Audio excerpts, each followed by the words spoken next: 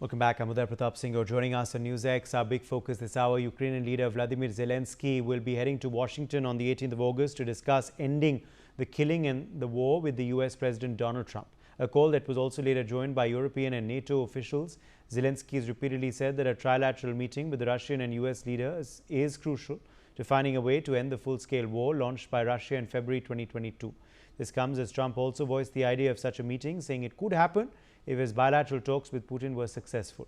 Remember, the talks between US President Donald Trump and Russian President Vladimir Putin ended after more than 2.5 hours with no agreement to resolve or pause the nearly 4-year-old Ukraine conflict.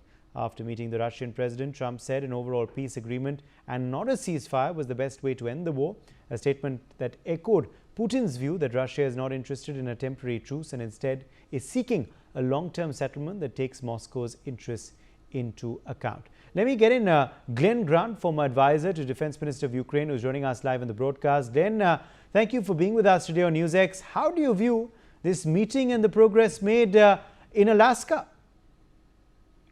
Well, first of all, I'm actually in Kiev at the moment, so I've had plenty of opportunity to talk to a lot of people about it. Yes. I don't think there was any progress in Alaska. I think that everything that Trump has said in the past was said again. Sorry, not Trump. Putin has said in the past, has said again, and been reiterated that Russia wants a long-term solution that basically means capitulation on the part of Ukraine. And we have no idea whether Trump went along with this, but frankly, it seems as though he didn't come out having got any concessions from Putin at all.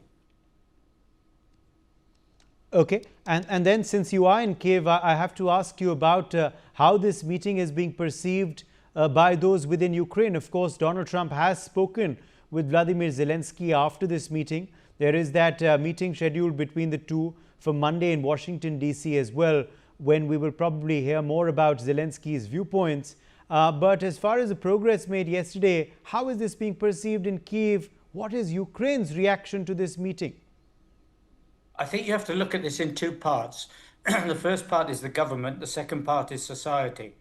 The majority of people that I spoke to yesterday are of the solid view that absolutely nothing happened of any value and there was no movement forward, and that the country is still on its own and will have to fight on its own. Now, what Zelensky is thinking is very, very difficult to understand, because he's in a very difficult position at the moment with society, having effectively refused to do anything about corruption and supporting his own people that are corrupt. And that if he goes too far and actually starts to follow any of the Russian line, then there is a very real chance that there will be another Maidan and he will be unseated. Okay, let me also quickly then ask you about this possibility of a trilateral summit between Zelensky, Putin and Trump. Vladimir Zelensky reportedly has welcomed that proposition, but do you believe it could happen in the near future?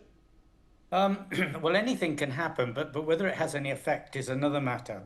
I mean, the truth of the matter is that Putin is not going to change what he says.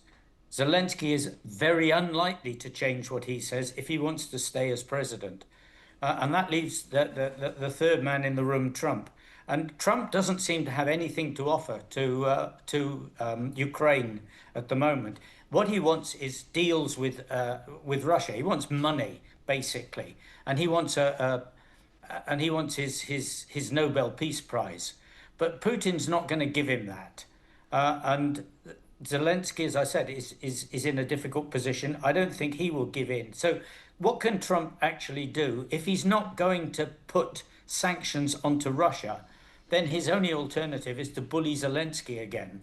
And that's not going to go down well in Ukraine with the people, I can tell you. Okay, let me in fact quickly then ask you though, Glen Grant, about now this meeting on Monday in Washington, D.C. What do you believe will be on the table and what is likely to be the viewpoint of Trump and Zelensky for that meeting? Do you believe it is a meeting which could potentially lead to a ceasefire or peace deal if there is agreement between Zelensky and Trump on what was discussed in Alaska? Personally, no. I mean, I don't see that anything has come out of the meeting with Putin that is going to give any warm feelings towards Zelensky. In fact, the reverse. Basically, Putin has come in and left, having said that there is no change. I mean, the fact that Lavrov can come in wearing a USSR sweatshirt says very clearly that they're basically thumbing their nose at Trump and making a bit of a joke. They've won what they want, which is recognition of their country having been, in the doghouse for a while. What has Trump got to offer Zelensky? Well, he said guarantees, but he's already got the Budapest Memorandum and he's done nothing with that. So I can't see that he's going to offer any stronger guarantees. Frankly, the Europeans are dithering. The Europeans are just talking themselves up, but are actually just giving money and hoping this whole thing is going to go away. But it isn't. I'm just going to ask you about the Europeans' viewpoint in all of this. Well, I mean, they just don't want to get their hands dirty. Let's be truthful about it. They're very weak politicians, except perhaps for the German Chancellor and one or two others around in countries. But they're people that the ones who are on the side of Zelensky properly don't have the authority to do much except talk. And so, the Europeans have basically sidelined themselves out of the process, and Trump doesn't take their views into account at all.